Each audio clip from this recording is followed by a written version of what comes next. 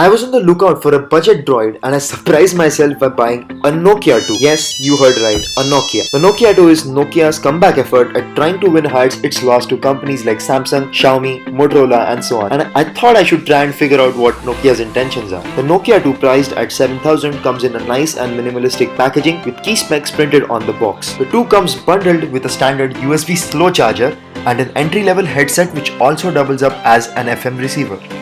Let's have a look at the Nokia 2. The Nokia 2 has a very sturdy in-hand feel and is cool to the first touch as it is built on an aluminium frame. The Nokia 2 has dual 4G SIMs and a dedicated SD card slot under the plastic black panel. The insane 4100 mAh battery is not user replaceable. We have an 8 megapixel rear camera and a 5 megapixel selfie camera, and the shots so far are below average. The full review shall cover the cameras in detail. The Nokia 2 comes with a bloatware-free Android Nougat 7.1.1 and I'm expecting Oreo really soon. The initial vibe of the Nokia 2 is pretty positive and I'm looking forward to testing every aspect of the Nokia 2 to compile a full review.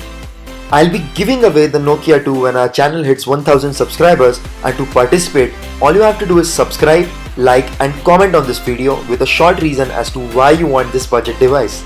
Thank you so much for watching. Do subscribe and wait for our detailed review.